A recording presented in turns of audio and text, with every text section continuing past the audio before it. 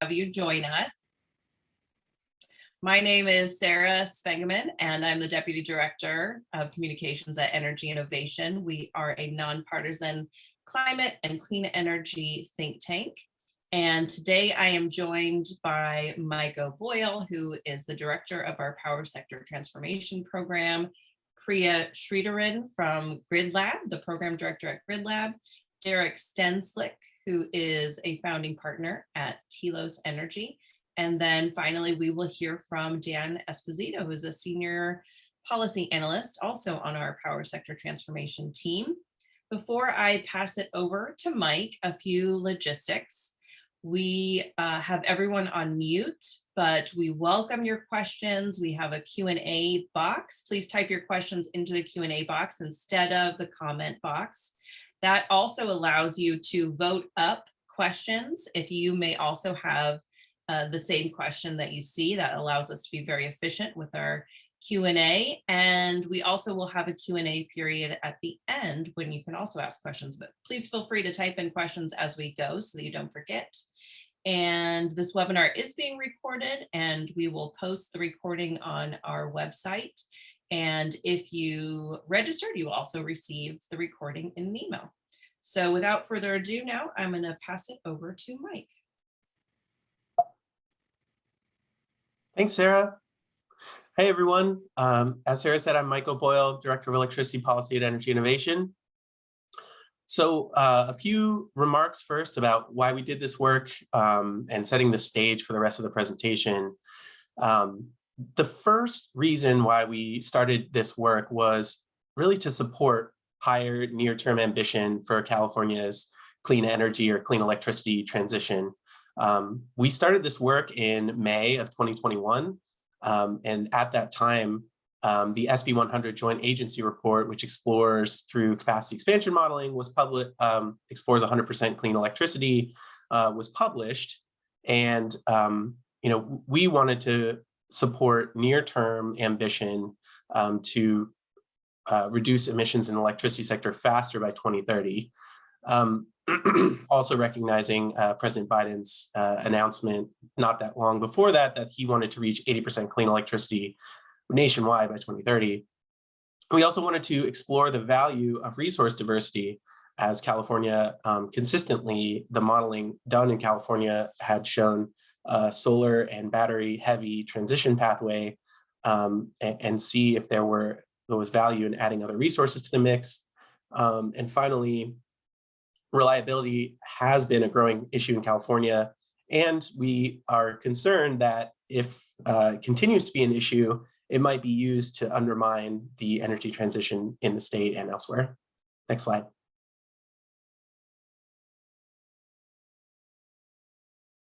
So a year passed since we started the report, and actually we think it became more relevant than ever in the ensuing year. So some examples of how this report could be used and why it matters today. I think most of the people on this webinar are familiar with the NERC Summer Reliability Assessment that just came out that calls out some looming reliability issues, potential reliability issues under extreme temperature and weather events nationwide, and also in California, where the joint agencies have also raised some issues. So even with today's threats to reliability, we wanted to show that an 85% clean portfolio can be reliable. So it's not a clean energy issue; it's a current issue that can be solved.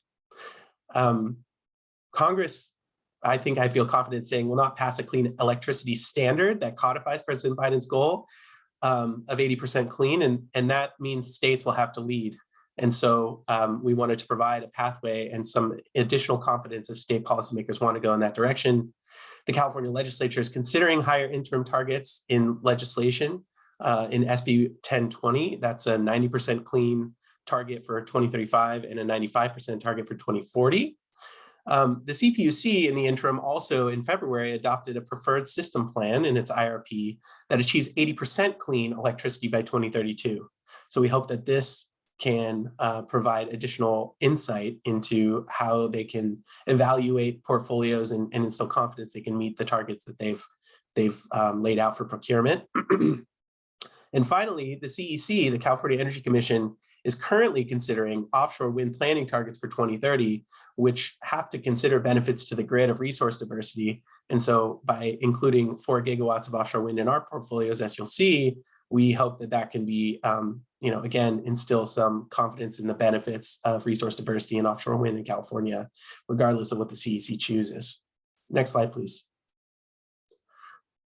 Before we move on to Priya, Derek, and Dan, I wanted to highlight Energy Innovation has created a data visualization tool at the link below that we hope can help you all explore the data in the report. It's a pretty rich data set that helps provide a lot of nuance into the reliability of this clean portfolio and the different resource portfolios and how they work out for California's grid.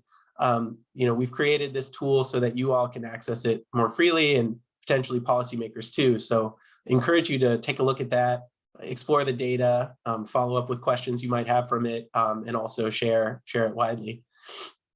All right, next slide.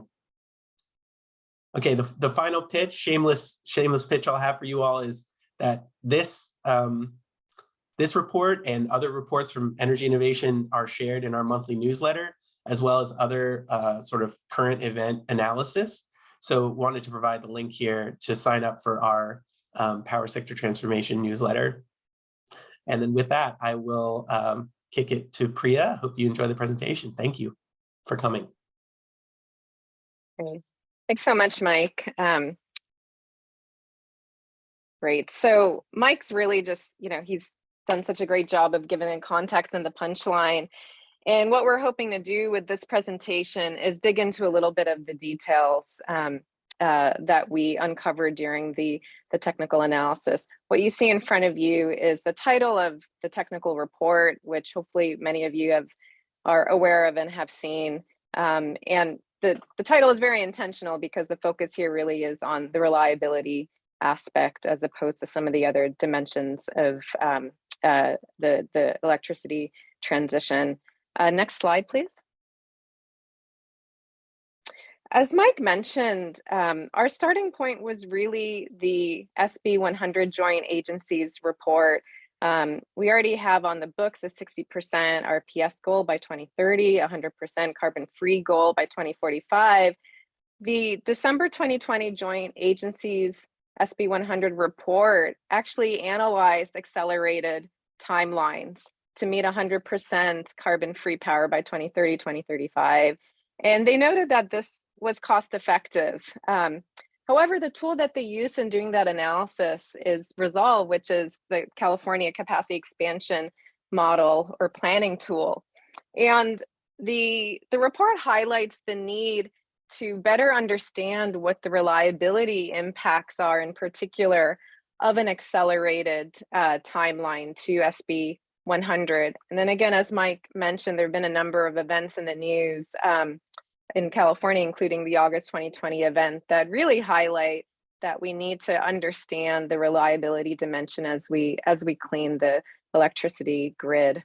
So our purpose here was really to complement the findings in that study, help fill in some of the gaps with this analysis. And there are other analyses that are underway, excellent analysis by the CEC and CPUC and others. So we're hoping to complement those different analyses that are ongoing. Next slide, please. So just a quick note about our team. Energy Innovation led the policy report, which we'll be hearing a bit about in a couple minutes. Grid Lab led the technical study. And just for those who aren't aware of Grid Lab, we're a nonprofit organization. We provide pro bono technical assistance to a variety of different actors. And the way we accomplish our work is through a very deep and extensive network of experts. Telos Energy is one of the experts we work with, or consultants that we work with, and they provided the technical analysis that we'll be digging into in this study. It was a fantastic partner on this project.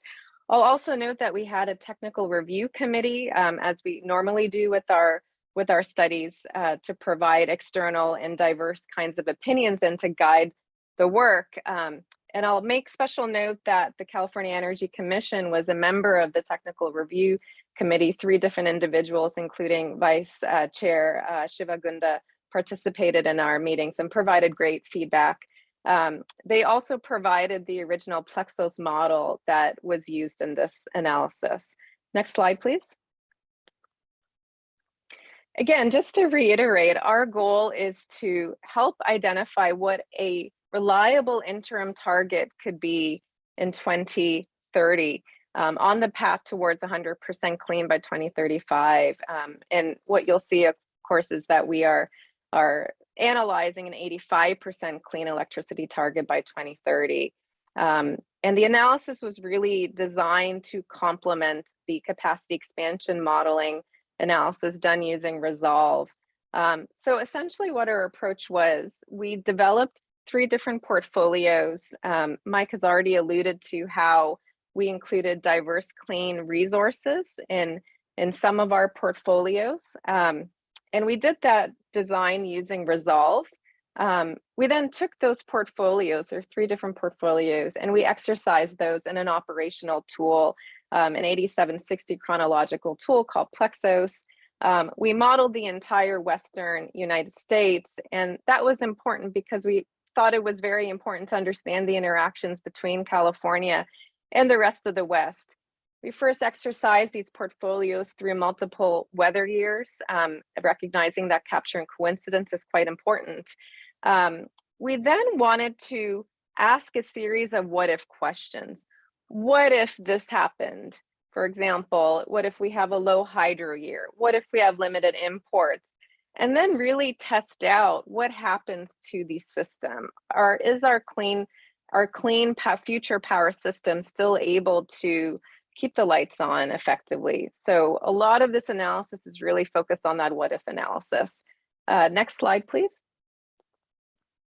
So just a very quick terminology review. Again, we used the capacity expansion modeling tool, Resolve. In fact, we used the same tool, the version of the tool that was used in the SB 100 Joint Agencies report. We developed these 3 portfolios. We then went, and we call that the portfolio analysis phase of the project. We then went and exercised these portfolios in Plexos and asked these sorts of what if questions, which we will call our sensitivity analysis. Just a few notes about the portfolio design. We had 3 different portfolios, one that represents a base case, which hits a 75% RPS target in 2030. Our second portfolio, which is consistent with the same amount of demand in the first portfolio, includes, or rather we force in clean, diverse resources, and in the amount of 4 gigawatts of offshore wind and 2 gigawatts of geothermal. And we're really thinking about the geothermal as a proxy for clean, firm resources. We then had a third portfolio, which builds on these first 2 portfolios. So it also includes the diverse clean resources, but it looks at the design of how to meet higher electrification loads. And these are details, but those 2 components included analyzing 100% EV sales by 2035. We derived that analysis from an earlier grid lab in UC Berkeley, an energy innovation study. And then it also includes accelerated building decarbonization. And that part of the analysis was based on the AB 32 analysis, which was done by the CEC. Next slide, please. So this gives you a glimpse of what those portfolios look like. It's not very surprising that if you look at the base case, we do build a lot of solar, utility scale solar, storage, we have some wind. The behind the meter PV, I'll just make a quick note that the behind the meter PV was actually consistent with the assumptions of behind the meter PV that is in the California Energy Demand, the IFER. And so that is unchanged across the portfolios. What's really fascinating is that when we add in the gigawatts, the 4 gigawatts of offshore wind and 2 gigawatts of geothermal, what we see is that we lower the amount of utility scale solar significantly by half, in fact. What we find with the high electrification portfolio is that we actually don't need very much more utility scale solar than we needed with the base case. And we'll talk later on about the reliability benefits that we observed through the diverse clean resources. Next slide, please. I'll just spend less than a minute on this. This is really just showing the trends, the historical trends of solar, wind, and firm or geothermal build out, along with what the projected trends would need to be for the three portfolios. What's interesting in this figure is that we see with the base case, for example, and the high electrification, we would need to accelerate our solar build out. If we go with the case that's more along the lines of the diverse clean resources, what we would need in terms of solar build out is roughly consistent with what we've seen historically or most recently in historical trends. With the wind and the clean firm resources, of course, we see an acceleration, and that was intentional because of the resources we added in through offshore wind and geothermal. At this point, I want to shift to the core of the analysis, which was really exercising these portfolios and Plexos, our operational model. So I'm going to hand it over to Derek.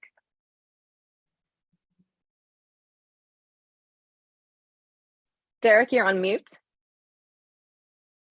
Thank you, Priya, and thank you for passing it off. Appreciate everyone's time today. Really looking forward to sharing the results of this. One thing I wanted to highlight before we get into some of the actual results is how all this modeling fits together in kind of the broader scheme of the way we think about power system planning in the future. And these are just a few components of that.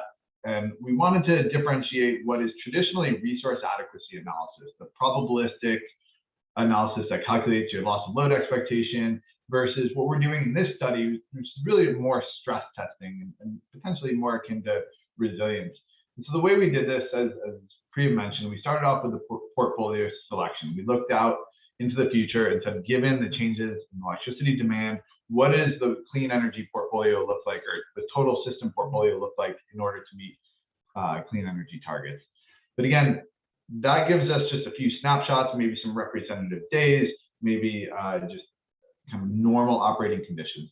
And so what we want to do is, after that portfolio is selected, we want to see whether or not it's reliable and adequate across a much wider range of operating conditions.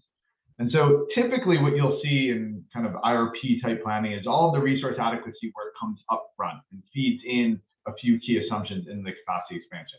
What we wanted to show here is kind of what we do with the output. Once we have that portfolio identified, looking at two things: probabilistic resource adequacy analysis, which traditionally looks across many years of weather, random outages, and you come up with your thousands or hundreds or thousands of samples to calculate your resource adequacy metric. You'll see the bottom pane, which is what we did in this case, is we really wanted to dig deep into a few of these operating conditions that have reliability events occurring in them. So we looked across multiple years of weather data in a full 8760 chronological dispatch, modeling the entire Western region to understand the flows of electricity. And rather than just quantifying the times where we're short of capacity, where we have a loss of load event that you typically do in resource adequacy analysis, we looked at it much more holistically and looked at times where maybe we were able to cover load, but we were still short, or still tight. And so that was the approach taken in this. We wanted to stress test the system against specific conditions that we thought were most relevant to future reliability in California. So it's not to say that the probabilistic work isn't also very important, but we thought this was an underrepresented piece in terms of power system planning. So just to give a little bit more detailed overview of what we did, we started out with the three portfolios. Each of those were evaluated against 8 sensitivities you see listed. I'll go over those in more detail. And then each of those evaluated on at least 8 weather years. So some of them were run on 20 weather years. If it was, essentially we determined that because they were solar centric scenarios and we had more solar data available than we had wind data and load data, we wanted to further test the system across a wider range of operating conditions. So at least 8 years, sometimes up to 20. And so what that gives us is over 192 or 200 8,760 chronological years of simulation that we can then comb through for a lot of the data. As Mike mentioned before, this is a very data-rich exercise. We had millions of different hourly data points to work with across the entire Western region. So a lot of this was an exercise in data management. And so the sensitivities we looked at across those weather years, we're first looking at California gas returns. What we immediately saw is, if all you do is add a lot of renewables, add a lot of storage to the system that we have today, obviously you improve reliability, you improve resource adequacy. But we wanted to say, well, what happens if in doing that, you're also able to target the most environmentally polluting plants, potentially plants with environmental justice concerns, and what happens if there's additional gas plant retirements? And so we looked at retiring over 11 gigawatts of gas in California, most of it combined cycle, and we use utilization as a key determinant in which plant to retire.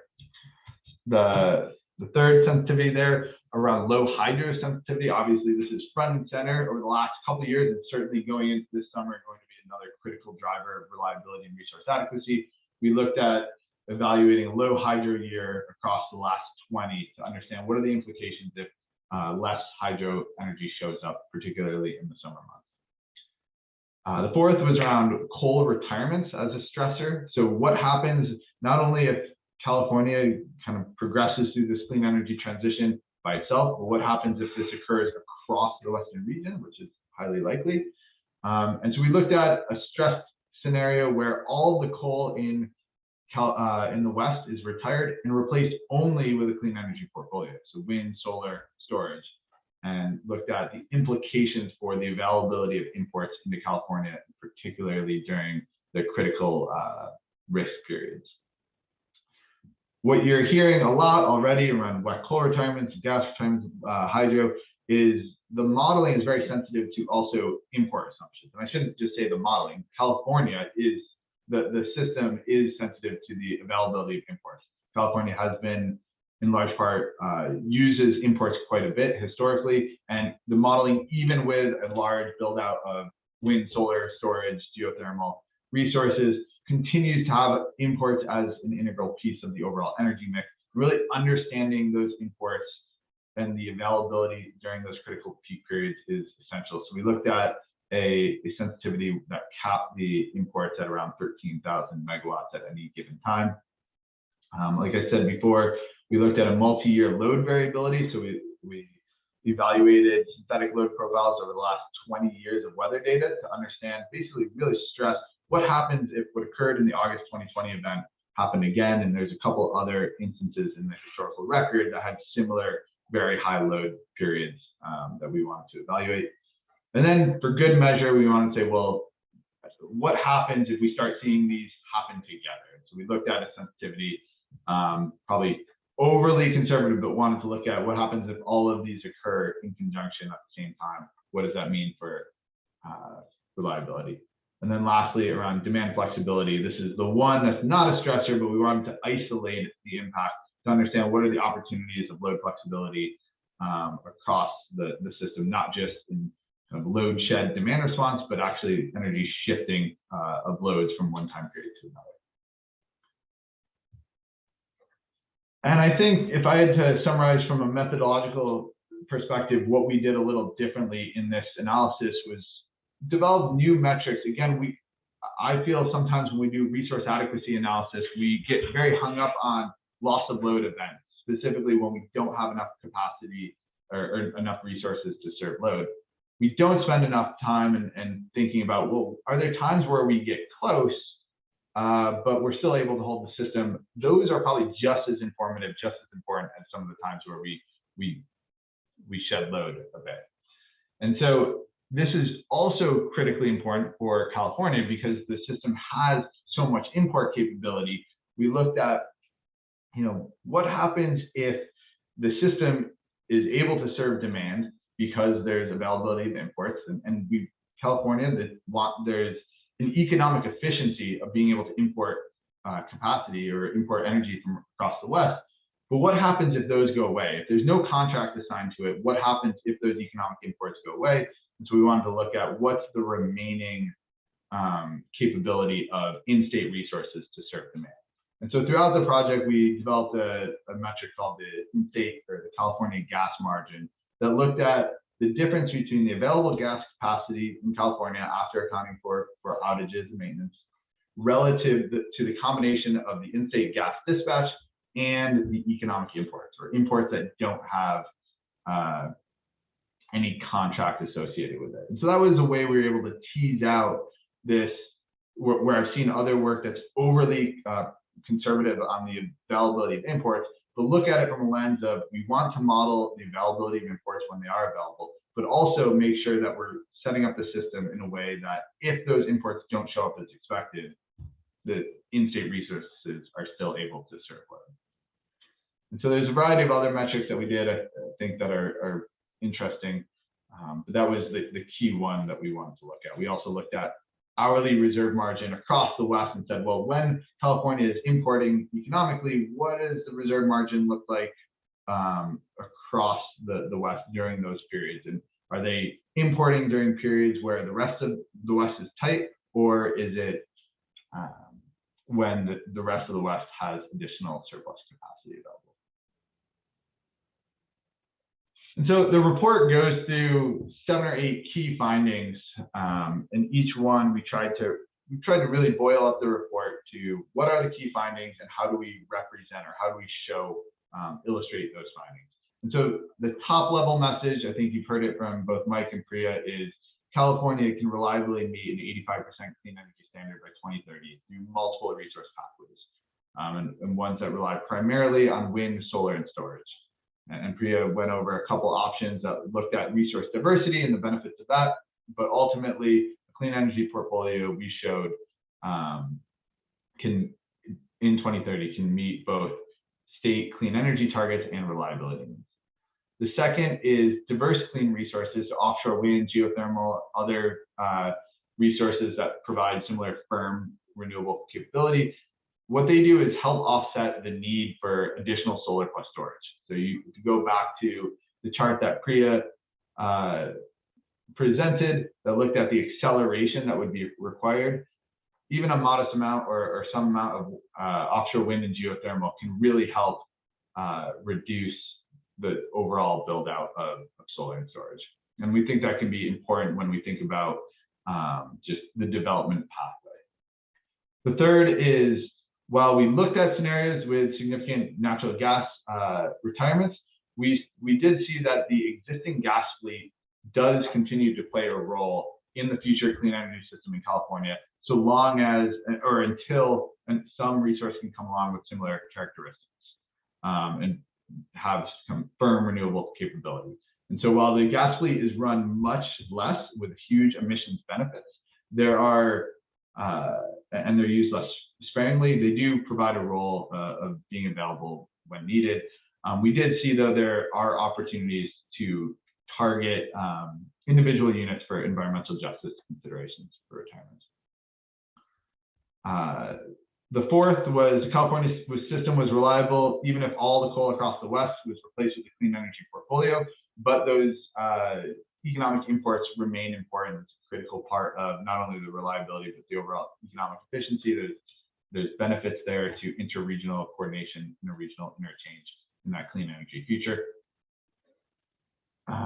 The fifth was we looked again across multiple weather years, and we specifically looked at multi-day low wind and solar events in quite a bit of detail, and found that the system could operate through both those multi-day events and the high demand periods with the resource mix we evaluated.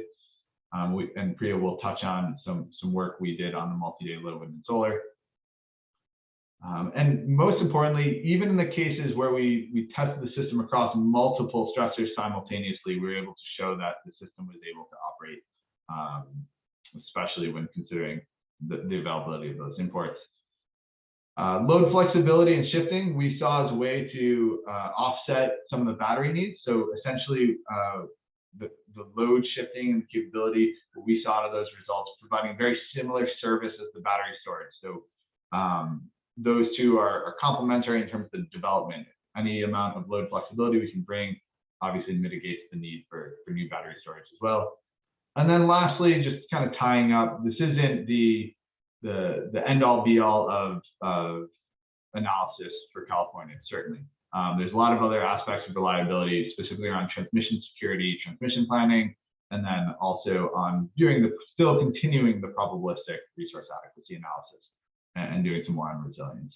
And I think overall, the modeling tools, the planning processes across the board need to evolve and continue to get better as we go into this new world.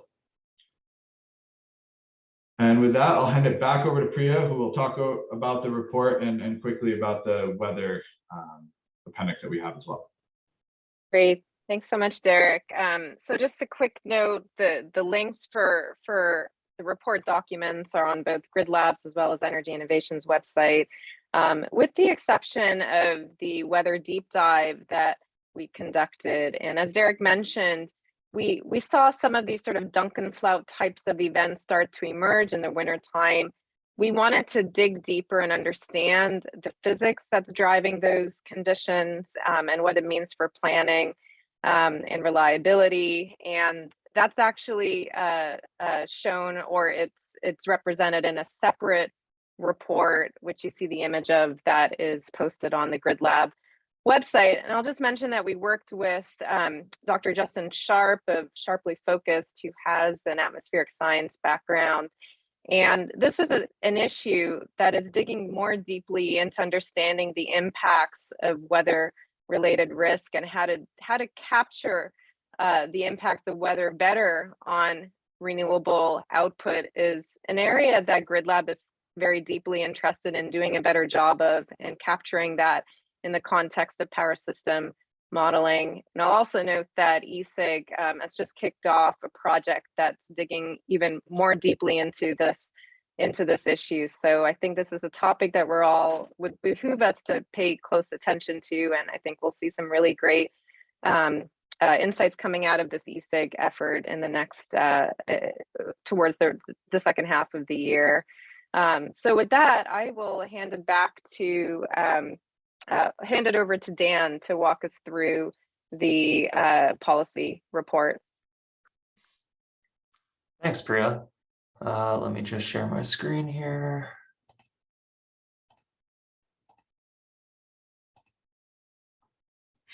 And can someone confirm that they can see the slides, please? Looks good, Dan. Great, thanks, Mike. Well, I'm happy to be here to talk about our policy reports that Energy Innovation worked on. I'm Dan Esposito, I'm a senior policy analyst, and I work together with Mike O'Boyle and Eric Gimon on this report.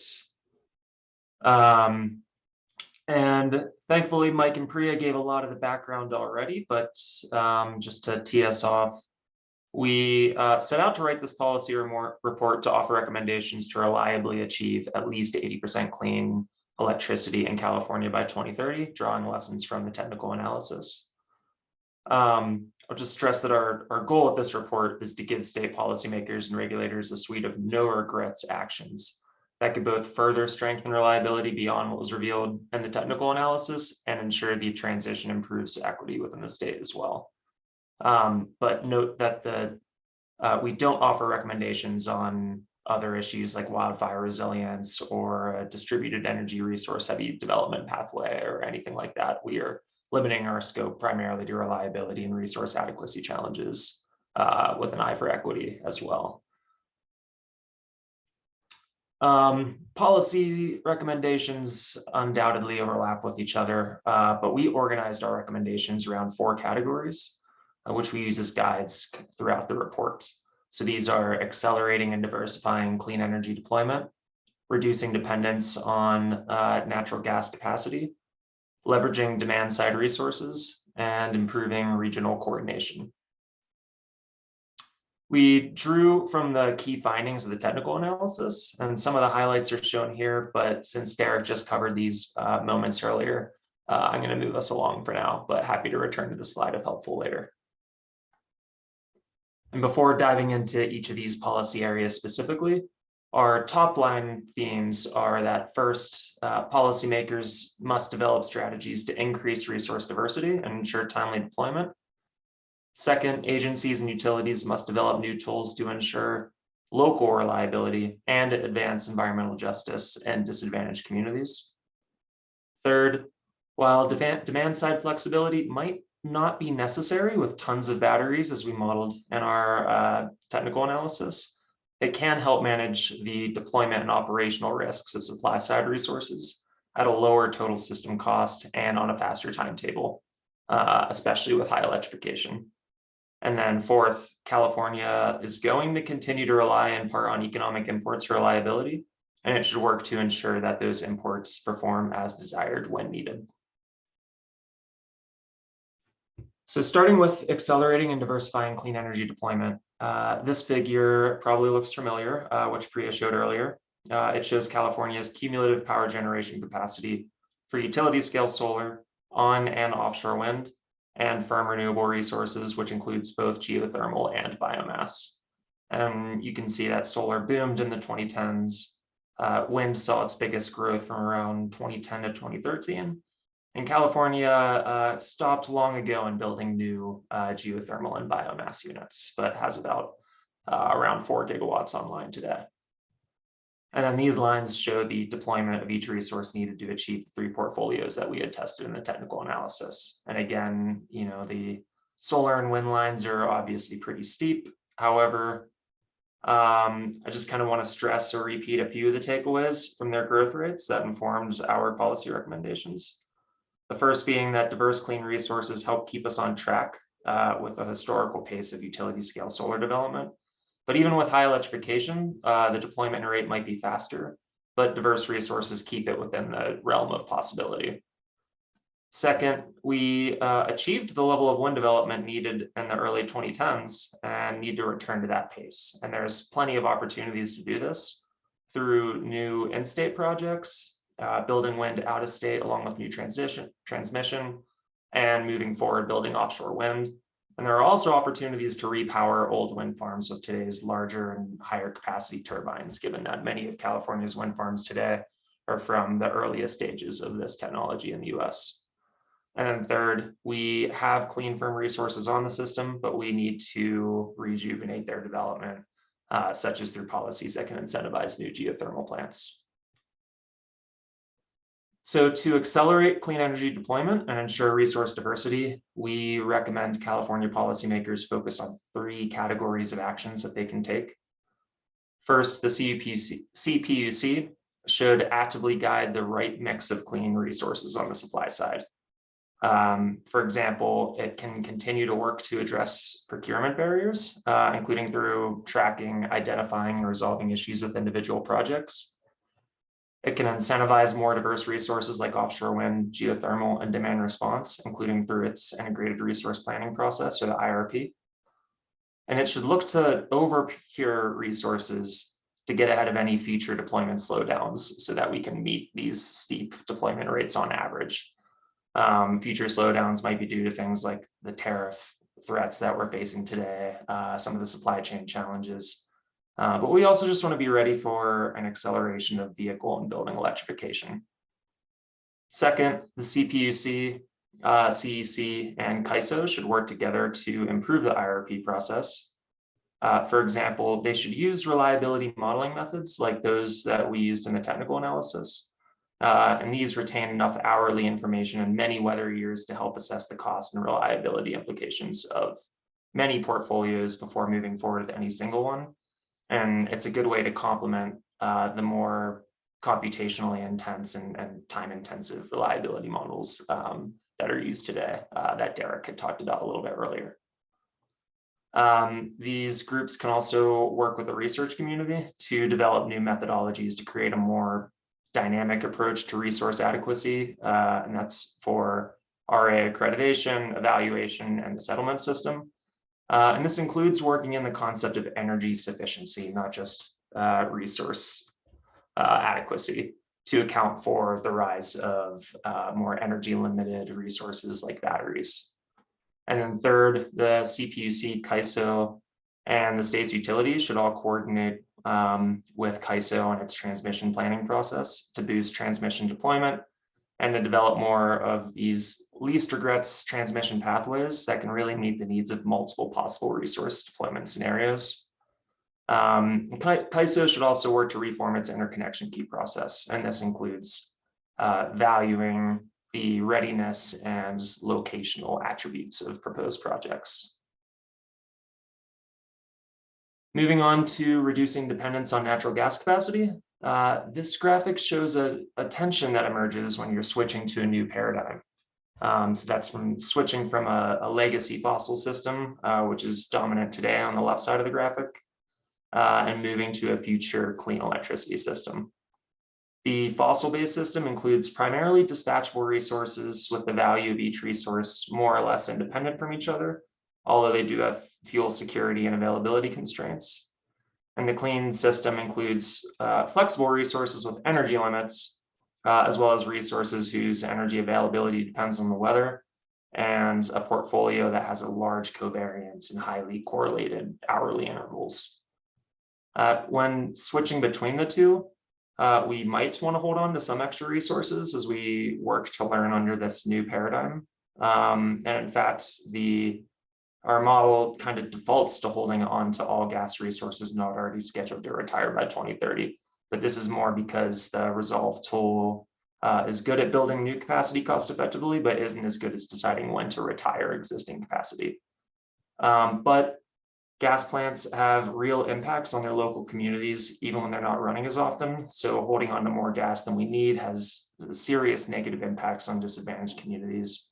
And specifically, cycling gas plants on and off more frequently can drive lots of local air pollution, as that startup process is highly polluting compared to steady state operations. So our analysis shows that we can retire at least about a third of remaining gas capacity by 2030 and be okay on a system level, but we didn't test retiring more than about a third of these resources. And ideally, we'd start retiring gas in the most disadvantaged communities as measured by the Cal and Virus Green scoring system, which is shown on this map on the right.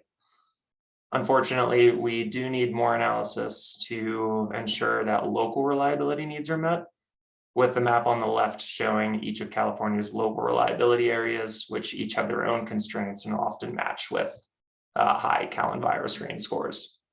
So our guiding question is how to retire as much of the gas as possible while taking other measures to protect disadvantaged communities through the transition. To reduce our dependence on natural gas capacity, California policymakers should focus on these 4 key areas. First, CPUC should create a proceeding to inform the IRP with the explicit goal of planning a natural gas phase out, and using Cal and Virus Green to prioritize that retirement order. The first step of this plan would be to assess the feasibility of retiring all gas capacity in these communities by 2030, and then develop recommendations for doing so. And the outcome should be an enforceable plan to phase out and retire this gas. Second, the CPUC and CAISO should mirror the success of the city of Oxnard, which had worked to replace a proposed gas plant with a portfolio of clean energy and demand side resources. So specifically, the CPUC and CAISO should quantify and share the local resource adequacy value of gas power plants serving these needs, and then where possible, encourage the utilities to coordinate and procure clean portfolios that can serve the same needs. Third, the CEC and the legislature should provide resources to disadvantaged communities where natural gas plants are located so that they can develop clean energy investment plans focused on creating economic opportunity, tax revenue, and job training opportunities. And then fourth, the CEC should commission a study with high granularity to determine the risks to disadvantaged communities from more frequent natural gas plant cycling that we might expect in a clean energy transition, including studying those local air pollution impacts, any methane leakage, and other health and safety issues that need to be mitigated. Next up, we focused on leveraging demand side resources. So in the early 2010s or so, as California's solar deployment started blowing up, we started hearing a lot about the Duct Curve, which shows how intraday net load shapes evolve under a large influx of solar. So specifically, your daily load shape typically looks like the blue line at the top, And the net load is in light blue, dips substantially in the middle of the day when adding a lot of solar resources. And this leads to an operational challenge of how do you ramp up enough of your dispatchable resources quickly enough to move from that belly to the head of the duct to avoid outages in those evening hours. And in the mid to late 2010s, Lawrence Berkeley Lab put out a series of studies showing how demand-side resources could help address this challenge. But our analysis seems to at least suggest that when you have about 20 gigawatts of batteries on the system, this problem appears to be handled, that we need to do more research to confirm that. And this is why adding a bunch of load shift resources in one of our sensitivities doesn't really show a huge improvement for reliability. But in an 85% clean system, we end up facing kind of a different challenge, and that's that gas plants and imports show different operational patterns, as kind of plotted in this chart. And it'll be tough to retire more gas units if we don't have a way to match the value they're shown to provide throughout the year. So we need to start planning for demand response to be capable of matching at least some of the value of the remaining gas on the system. And to get to this point, we need to nail down successful DR programs now so that we're ready to meet these bigger challenges down the road. And today's uses for DR still have a lot of value to add to the grid, even if it wasn't explicitly analyzed or shown in our report. So to better leverage our demand side resources, California policymakers can plan around 4 main areas. First, the CPUC and CAISO should refine existing DR resource markets to ensure that they deliver forecast load reductions when called upon. For example, this might include improving communications, forecasting, and baselining for DR resources to ensure that they're getting the right level of planning and compensation. Might also include setting appropriate criteria for DR resources to qualify for resource adequacy contracts, such as reasonable commitment costs and ramp rates. And then second, the CPUC should monitor, revise, expand, and if they're successful, permanently fund the DR pilot programs that were established over the last few months or so, such as the Residential Emergency Load Reduction Program and the Market Access Program, which are pretty detailed, and I'd be happy to discuss those more later. Third, the legislature and the CPUC should expand funding for the development and deployment of smart appliances, as well as for increasing broadband access, particularly in disadvantaged communities. And then fourth, the CEC should study how to match demand side resources with that residual value that natural gas resources provide in an 85% clean electricity system. And lastly, we have efforts to improve regional coordination. Greater regional coordination has a lot of benefits. It reduces the cost of maintaining a reliable system by adding resource and load diversity, maximizing the use of clean energy over a broader region, making it easier and cheaper to trade electricity, and optimizing energy storage operations. And there are a lot of ways to do this, but organized power markets are kind of at the end of the spectrum in terms of their effectiveness. And right now, CAISO is the lone organized power market in the West, but California policymakers have periodically considered expanding the market into other states. And now more than ever, we have many Western states and utilities that are exploring this idea of joining or forming a market. And so in short, you have SPP, the Western Power Pool, the Western Markets Exploratory Group, all being large entities that are eyeing market development. And then you have states like Nevada, Colorado, and Oregon that all have laws in the books now to study or join RTOs by 2030.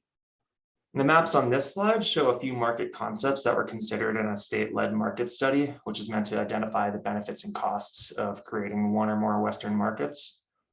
And the key takeaways of that study include that expanding CAISO's day-ahead market throughout the West, as it's currently working to do, could save California ratepayers about $153 million annually by 2030. And that's on top of its current real-time market product that it offers through the energy imbalance market. But forming a West-wide RTO would save much more, about $478 million annually for Californians alone. But in a scenario in which the rest of the West forms an RTO that excludes CAISO, it would bring quite a bit lower savings at around 315 million annually by 2030 for Californians. So California last considered expanding CAISO in September 2018, and it ultimately dropped the bill with its top worries, including governance or control over the market design, emissions leakage, and resource shuffling throughout the West that could cut into any emissions reductions, and the potential for running in-state gas more often, which are all concerns that really need to be heavily considered. But since then, notably, most of the West has been covered by state clean energy standards, many of which get most of the way to their targets by 2030. And it might take about that long to hash out a West-wide market. And note that these graphics don't include utility goals or existing clean electricity in the non-covered states. So they're underestimating the actual clean energy shares across the West that we would expect in the future. And in some, the rapid adoption of clean energy and the heightened interest among these Western states and utilities to join a market suggests that it might be time to reassess expanding CAISO before California might lose its place at the table. And so to improve regional coordination, we again have 4 categories of actions that we recommend. First, the legislature and Governor Newsom should re-examine expanding CAISO across the West. And this includes reopening dialogue with other states around those governance issues of a regional RTO and shared environmental and economic policy objectives, and also increase participation from disadvantaged communities to protect against the potential for higher local air pollution in those areas. Second, CAISO should continue working on its expanded day-ahead market initiative, which doesn't quite reach the level of an RTO, but still provides significant benefits throughout the region. Third, the CEC should commission studies to understand the conditions in which California could benefit from imports versus those conditions that affect all of the West, such that it might be too risky to rely on imports, particularly as the rest of the West decarbonizes. And then finally, the CPUC should closely monitor resource adequacy contracts for imports to ensure that they're delivering energy when called upon. And that's all I have today, but thanks very much for your time. And I'll again plug the link to the Energy Innovations monthly newsletter if you want to keep up with our latest research, as Mike talked about. And I will pass it over to Sarah. Thank you so much, Dan, and thank you to Mike, and thank you to Priya and Derek for your presentations. We do have some time for a few questions. Feel free to pop in additional questions into the Q&A and we'll do our best to answer them. So the first question is from Ezra. Was the model allowed to select the diverse resources in the base case? Priya or Derek, you want to take that one? Sure, I'll take that. It's fairly quick answer. So yes, the model was allowed to select a variety of resources in the base case. What the base case represents is the cost optimal portfolio based on the assumptions in Resolve. One of the reasons that the offshore wind and geothermal is not selected is because based on the cost assumptions we have projected in there, it is not determined to be a part of a cost optimal portfolio. One of the reasons though we forced in these resources is because we recognize that there's a lot of uncertainty on future technology costs, and we almost never get those right. And so rather than waiting for the capacity expansion modeling tool to build those in, we said, well, we want to understand what the benefits are of these resources. There are different drivers also that are going to be pushing interest in building these resources. So let's put these resources in the portfolio, force them in, and then evaluate them from a reliability perspective. Yeah, and Priya, the only thing I'd add to that is, while there's cost uncertainty, there's also the Resolve model, and then really any capacity expansion model is doing some sort of day sampling or simplification often of the dispatch that maybe doesn't take into account all of the nuances of any individual resource. So we think making sure we had portfolios that share some of that diversity for the more in-depth 8760 multi-weather year analysis was important. Okay, a question from Wilfred. What role do distributed energy resources play in achieving our goals, and how will we adapt our grid to accommodate a modernized high DER grid?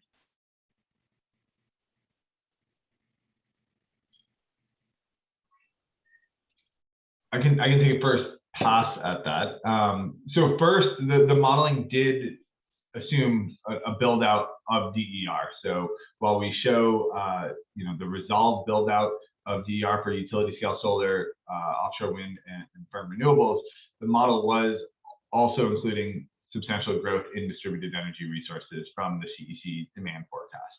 So that was embedded in the work that we did. The second, on what role could it play in the future, I think there's two that come to mind for me. One is around load flexibility and potentially deferring or avoiding some of the need for the battery storage development, and kind of providing the same service from load flexibility and DER. The second is around, as we look to retire conventional or fossil generation in the state, DER can be located in specific areas of the grid that need to have new resources. And so there's a locational component to this. Certainly you can do that to some extent from utility scale projects, but I think the locational aspect of being able to target particular areas makes a lot of sense. I don't know if anybody else has anything to weigh in. Yeah, and I'll just add that, one of besides the benefits that Derek mentioned, and also Dan, I think, did a great job of sort of elaborating on the benefits of demand flexibility from a bulk system perspective. What we didn't dig into was distribution system impacts in this study, and that's where elements like smart charging, managing your electric vehicle loads, as well as managing your newly electrified loads, is something that could also help mitigate the capacity investments needed on the distribution system side. And that's where we're seeing a lot of the rate increases anyway. It's driven by the distribution system costs. Again, that was out of the scope of our analysis because we were really focused on bulk system analysis and impacts, but we do note that there are a whole other set of potential benefits that DERs can play, which were not in the scope of what we were looking at.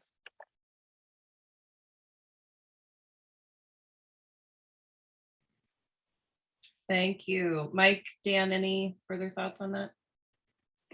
Nope. All right, cool. Question from Carl related to weather and capacity. Have you included work from the University of Wyoming and NREL on seasonal optimization of regional wind resources? There's some good data there. I'll take a first crack at that in answering that question. I think that's a fantastic question. Really appreciate it. And I think Derek has already sort of alluded to some of the answer here. We do use Resolve for our portfolio design, and that was, largely in part for consistency purposes and really building on the earlier work by the joint agencies. But in our report, particularly when we talk about finding number 8, the need for improved modeling tools and processes, and also when we talk about our weather deep dive, we discuss the importance of being able to capture some of the capacity benefits of wind and renewables that are not captured in a typical capacity expansion modeling framework where you're taking, X number of sample days.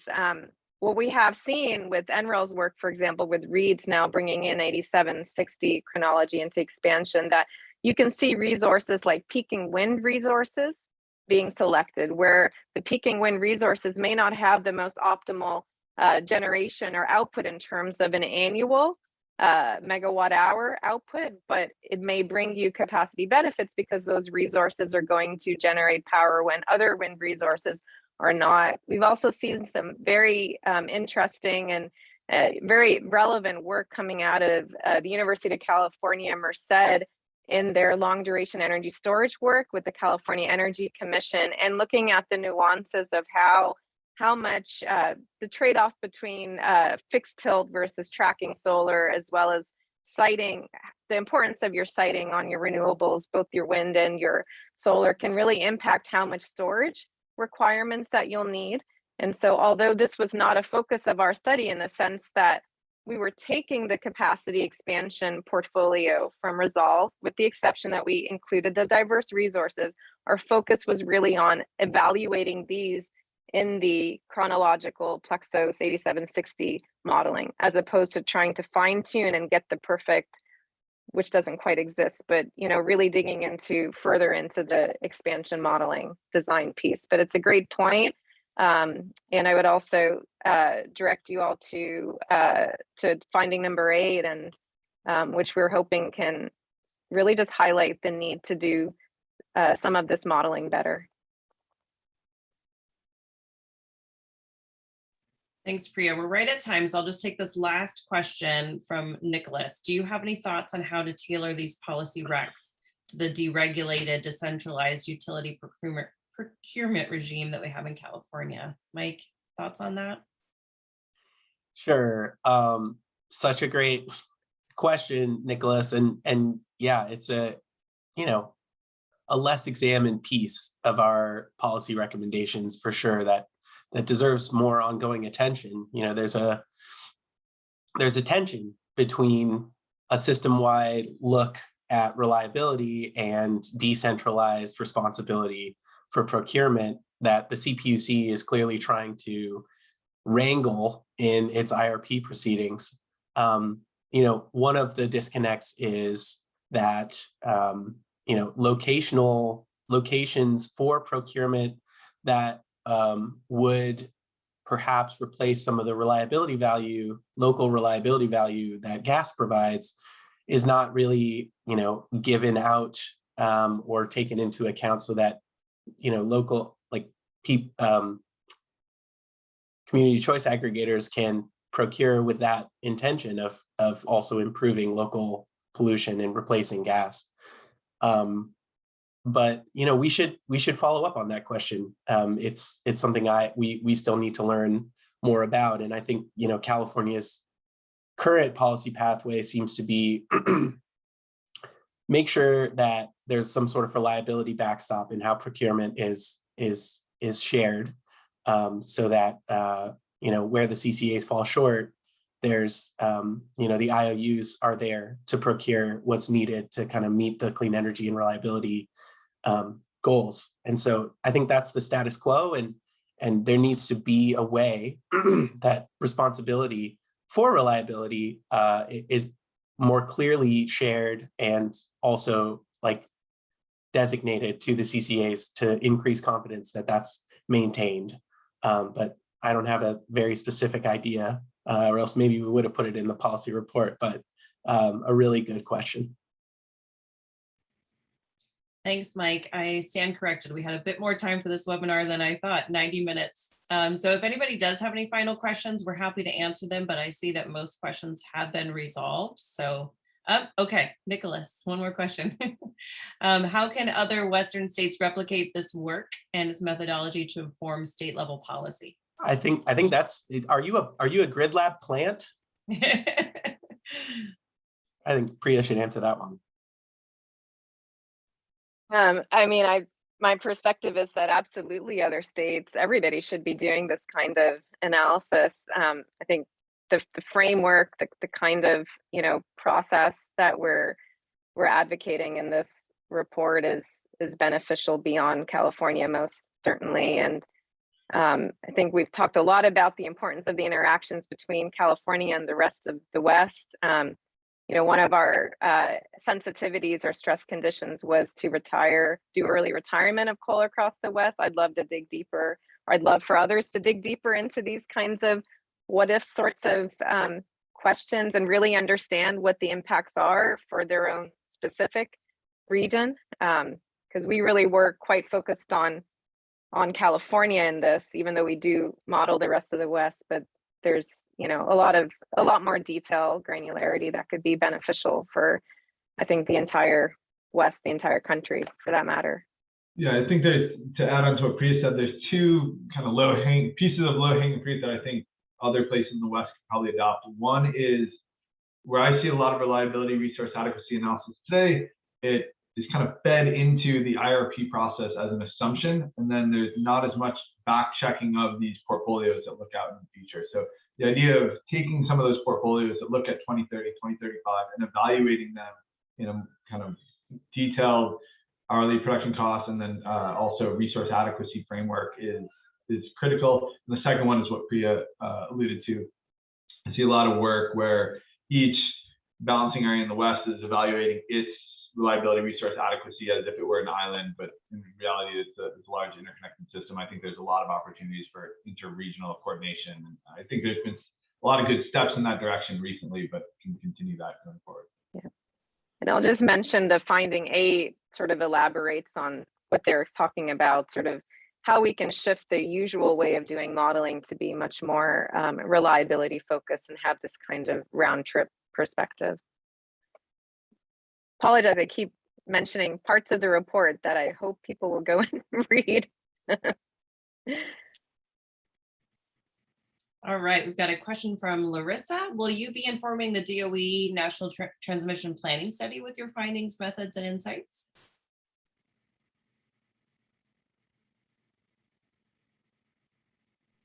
Anyone is free to use it in that way. I don't think we have a plan to do it.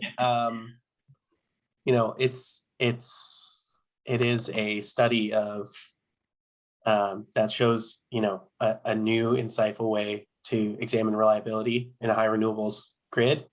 Priya and Derek are national experts in that regard. And so, you know, would be, I think, a valuable resource.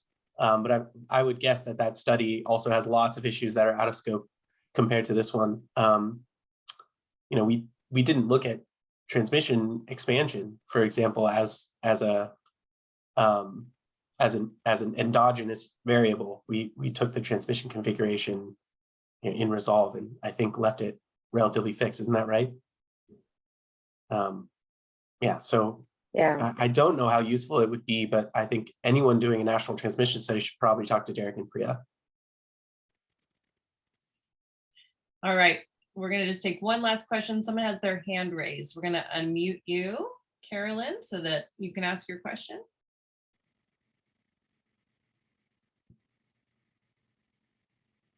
Or maybe you have to unmute yourself, it looks like.